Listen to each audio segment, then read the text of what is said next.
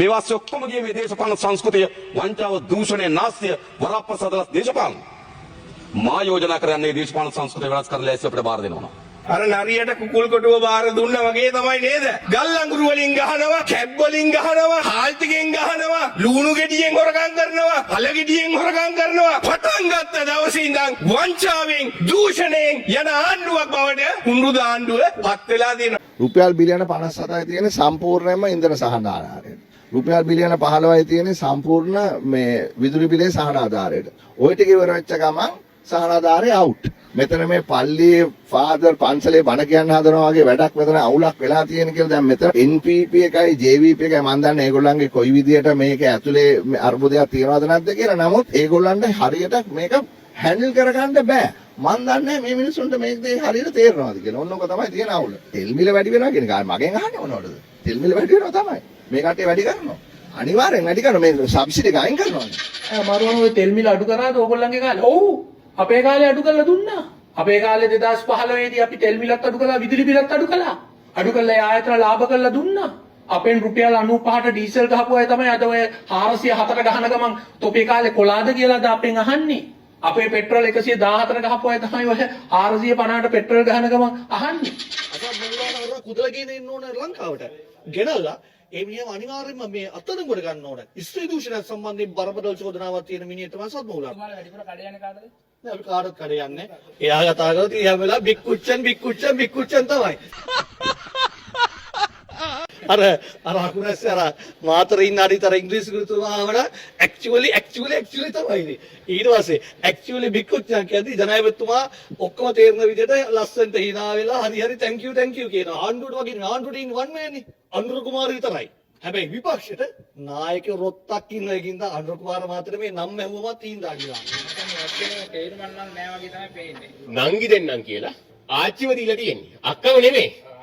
ආච්චිව දීලා තියෙන්නේ. ඉතින් ඒකට හැම පැත්තටම වදිනවා. හැමෝගෙම බලාපොරොත්තු සුන් වෙලා. ඇත්තටම මේ රටේ විපක්ෂයක් නැහැ. ඒකයි කියන්නේ. මේ රටේ විපක්ෂයක් නැහැ. මේ ප්‍රතිපත්ති ප්‍රකාශනය පොහොසත් රටක් ලස්සන ජීවිතයක් පිටුවන්ක 165 විෂය භාර ඇමති බලශක්ති නියෝජ්‍ය ඇමති සංකීර්ණ හා අතරමැදි බදු රාශියක් වෙනුවට සරල බදු ක්‍රමයක් හඳුන්වා දී ශ්‍රී ලංකාව කලාපයේ අවම විදුලි මිල සහිත රටක් බවට පත් කිරීම මේක කියවපු රටේ අහිංසක මිනිස්සු ඡන්ද පොරට ගිහිල්ලා මූණ බලන්නේ නැතුව අංකයට කතර ගහලා ආණ්ඩුවක් පත් කරා. ජනතාවට සහනයක් දෙන්න පුළුවන් විදිහට රුපියල් බිලියන 57ක් මාස 3ක් දක්වා ආණ්ඩුවෙන් වෙන් කරලා දීලා තියෙනවා. ජනාධිපතිතුමා කියනවා තව යන්න බෑ ඒකට. තව යන්න බෑ කියන. තව යන්න බෑ. ඒ කියන්නේ ඇත්ත කියන්නේ. අනිවාර්යෙන්ම අපි අනිවාර්යෙන්ම රටේ ජනතාව සහ මොකක්ද කියන්නේ හිත සනසන උත්තරයකට වඩා ඇත්ත තත්ත්වය පෙන්වන එක අනිවාර්යෙන්ම වටිනවා කියලා හිතනවා. විදුලි බිල අඩු කරනවාද බලශක්ති පිරිවේ අඩු කරනවාද? ඔබ උත්තරේ ලිස්සුවානේ මහත්තයා. ඔබ ලිස්සුවා. ලිස්සන්න එපා මේ රටේ මිනිස්සු බලන් ඉන්නවා. ඔබලා කියනවා ඡන්දයට ගන්න කලින් ඔබලා සරල බදු ක්‍රමයක් හඳුනා දීලා අතරමැදි බදු ඉවත් කරනවා කියලා. මේක තමයි ලහිරු ඒක අයිඩියොලොජිකලි. මගේ ගාව දැනටත් තියෙනවා. අපත් මේ වශයෙන් විමස දැනටත් තියෙන සරල බදු ක්‍රමයක් තමයි තියෙන්නේ. දැනටත් ඩීසලට ඒක තමයි මුතුමා. එනේ ඔබලා මේක කියන්නේ. මොකද්ද? මේ ප්‍රතිපත්ති ප්‍රකාශන මේ වාක්‍ය දාන්නේ ඇයි? ඔව් ඒක තමයි සරල බදු ක්‍රමයක් තමයි තියෙන්නේ. ඔබලා බදු ක්‍රමය වෙනස් කරේ නෑ. මේ සරල බදු ක්‍රමයක් තමයි මේ තිබ්බ බදු ක්‍රමය. ප්‍රවේශමෙන් පරිහරණය කරන්නේ. ඒක නිකන් තෙල් සංස්ථාවට කියනවට එහෙම එකක් නෙවෙයි. ආණ්ඩුවට තරහට ඕ ආණ්ඩුවට මේ ආදරයට කරන්න කියනවා නෙවෙයි. ඔබ වෙනුවෙන් ඒක කරන්න ඕනේ. මොකද හෙට අනිවාර්යයෙන්ම මේ පුච්චන ඩොලර් ප්‍රමාණය වැඩි වුණොත් ඩොලරයකට හිට වුණොත් අපිට අනිවාර්යයෙන්ම ප්‍රතිවිපාක ගන්න. මේ පාරේ යනවනම් මෙයා මේ යන පාරේ යන්න කාත් එක්කවත් අපි නම් එකතු වෙන්නේ නැහැ. මේ මලගයක් ඇස්සේ මගුල් ගයක් කන්නේ කොහොමද? රෝල්ස් රොයිස් ගේන චොපර් ගේන පොටපාදලා දෙන විදියට ප්‍රතිපත්තිය තීරණය කරන්නේ. අපි අහනවා ජනතා විමුක්ති පෙරමුණේ සමාජික බලගෙනියන ඕගොල්ලොන්ගේ පංචේන්ද්‍රයන් වැඩ කරන්නේ නැද්ද? මේවා තේරෙන්නේ නැද්ද? දන්නේ නැද්ද? බෙරදවුල් ගහගෙන ඉස්කෝලේකට යනවා තූර්යවාදක කණ්ඩායමකුයි ජාතික කොඩියයි ඔක්කොම උස්සලා ඉස්කෝලේ වැසිකිළියක් මුල්ගල තියා. 76 වසරක ඉතිහාසයේ කිසිම මන්ත්‍රී පාර්ලිමේන්තු මන්ත්‍රීවරයෙක් ඉස්කෝලේක වැසිකිළියක් මේ මුල්ගල තියන්න ගිහිල්ලා නැහැ. ඒ මාරේ වාවු එකක් තමයි මේ පුංචි මොලේට එහෙම තමයි. තව අලුතෙන් ණය එකතු කර ගැනීමෙන් චූන් වෙනවා නම් කවුරු හරි චූන් පාන්කාරයෝ ඒ තරම් මෝඩයෝ තවත් නැහැ. ලෝකෙ කොහේ හරි සමුද්‍ර සංධියක මොකක් හරි කටල්ලයක් වෙච්ච ගමන් අපි මෙහෙ නැහෙනවා. කැමති නම් අර ෂෙඩ් ගාවට එන ජෙපි කට්ටිය කියනවා වගේ අපිට ඒවත් කොහොම වුණත් සැපයි උඩ පටවන තරමට ජොලි කියලා කියනවා. ඉතින් අපිට ප්‍රශ්නයක් නැහැ. සංගීත මහත්තයා උළුව කහකා කියන්නේ කොණ්ඩේ නැති වුණාට බොරු කියනකොට එහෙම බොඩි ඇක්ෂන් එනවා. ඒ කියන්නේ ශරීර චලනයන් වෙනවා බොරු කියනකොට. කොණ්ඩේ නැති වුණත් ඔළුව කහන්නේ ඒක. ගංජා වලින් අරක්කු වලින් සිගරට් වලින් වහගන්නේ මොකද්ද? තරුණයෝ.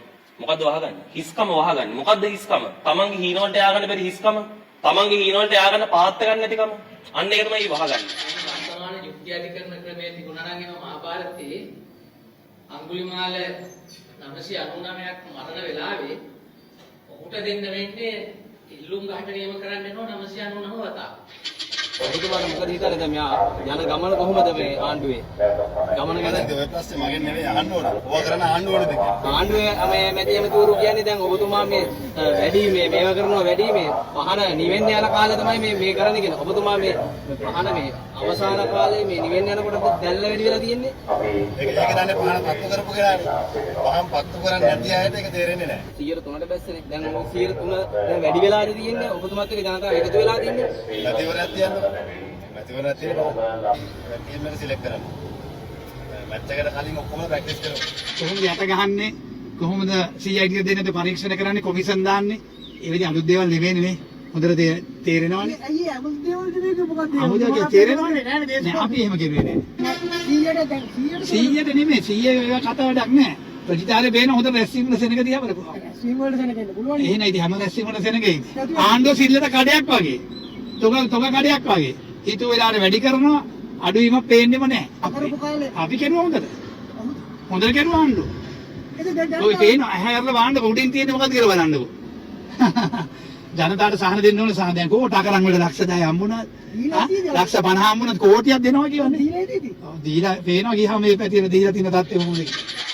ජනාධිපතිතුමා මුදල් ඇමති කියලා නන්නාඳුන වෙනත් පුද්ගලෙක් හඳුන්වා දුන්නේ ඇයි? එතුමා මුදල් ඇමති ධූරයේ සිටමින් වෙනත් පුද්ගලෙක්ව මුදල් ඇමති ලෙස තමන්ගේ පක්ෂයේ සහෝදරයෙක් වෙන සංගීත් විජේසූරිය සහෝදරයාට හඳුන්වා දුන්නේ ඇයි? එහෙම නැත්නම් ජනාධිපතිතුමා තවමත් මුදල් ඇමති ධූරයේ දරන අතරේ වෙනත් කෙනෙක්ව මුදල් ඇමති විදියට පෙන්නුවද? ඔය තමුත්තේගම පැත්තේ හිටියලු අගරු කුමාර කියලා ජෛපේ තරුණේ 87 89 භීෂණ කාලේ.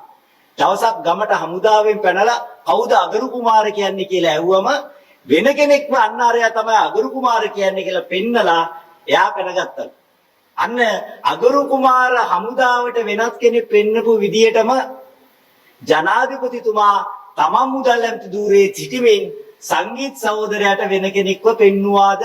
වහාම උට දඬුවම් කළේ නැතිනම් ළඟදිම සුනිල් හඳුන්නෙත්ති ඇමතිතුමා මාධ්‍ය ඉදිරියට ඇවිල්ලා කියනවා මගේ කැනඩාවේ මිත්‍රයාවත් මම ඔය මුදල් ඇමතිට හඳුන්වලා දුන්නා. IMF නිවුසම පෙන්නලා බෑ කිව්වේ හින්දායි ඩොලර් මිලියනේ ගේන්න බැරි වුණේ. එතකොට අපේ බින්දුපුර වැසියා ටිල්වින් සිල්වා මහලේකම්තුමා කියාවේ අපේ පක්ෂයේ ජාත්‍යන්තර ශාඛාවලට මාසෙට ඩොලර් බිලියන එහෙම නෙවෙයි ඩොලර් බිලියන එකමාර ගේන්න සියල්ල ලෑස්ති කරලා තිබියදී මේ මුදල් ඇමතිවරයා IMF කිව්සුම පෙන්නලා ඒවා කරන්න පුළුවන් වැඩ නෙවෙයි කිව්වා. ඒකයි මට ඩොලර් ගේන්න බැරි වුණේ. ඔක්කොටම වඩා ගැලවිජ්ජාව හොයාගන්නේ කවුද? උගන්ඩා කුමාරි කියාවේ උගන්ඩාවේ මහින්ද රාජපක්ෂ මහත්තයා හංගලා තිබ්බ ඩොලර් බිලියන 20ම මම හොයාගත්තා. අංජනන් දේවි මට උදව් කරා. ඒක ගේන්න හදනකොට අපේ මුදල් ඇමතිතුමා කිව්වා හෝ IMF නිවුසම කඩ වෙන වැඩක් ඕකනම් කරන්න එපා. අපි QR කෝඩ් එක විතරයි දාලා තියෙන්නේ. මේක කොවිඩ් වගේ තත්ත්වයක් නොවේ. කොවිඩ් වලදී සිදු වුණේ රට වහලා ආර්ථිකය අකර්මණ්‍ය කරලා රට පාලනය කරන්න. දැන් පෙරේදා යම් තැන්වල විදුලිය කප්පාදු කිරීමකට සිදු වුණේ ඒ මොහොතේදී අපේ ඉල්ලුමට වඩා සැපීම වැඩි වෙච්ච නිසා. ලැජ්ජාවකේ තියෙනවනේ දැන් පෞද්ගලික කාලේ විපක්ෂණ කාලේ කීපයවත් එක්ක දැන් ඕගාල් Facebook වල මේ සමාජ මාධ්‍ය වල ගහන ආකාරවල දකින්නේ. දැඩි විවිධ ලක්ෂණ තියෙනවා නේද? ලැජ්ජ වෙන්න දෙයක් නෙවෙයි තිබෙන්නේ. මොකද ඇත්තරම ඒගොල්ලෝ ඒ කාලේදී තෙල් සංස්ථා පාඩු කරගන්න නැතුව ඔච්චර ණයබරක් භාණ්ඩාගාරය මත පටවන්න නැතුව තෙල් සංස්ථාව හරියට කළමනාකරණය කරගෙන තිබ්බනම් අපිට අත් මේ මීට වඩා සහන ලබා දෙන හැකියාව තිබුණා. පොහොසත් රටක් ලස්සන ජීවිතයක් නෙමෙයි හදන්නේ. හදන්නේ දුප්පත් රටක් සහ අවලස්සන ජීවිතයක් හදාගෙන තමයි මේ තියෙන්නේ. පව් රට උඹලා එදා කිව්වේ බොරු. අද තමයි උඹලගේ හෙළුව මිනිසුන්ට දකින්න සලසලා තියෙන්නේ. වහාම ක්‍රීඩා අමාත්‍යාංශ සුද්ධ කරන්න ඕන ක්ලීන් ශ්‍රී ලංකා. දැන් යට ගිහිල්ලා තියෙන්නේ ආයෙත් උඩ ගන්න පුළුවන් ඕනනම් ස්පෝර්ට්ස් මිනිස්ට්‍රි එකෙන්. සමහරට ඇමතුමාව සුද්ධ කරන්න වෙයි.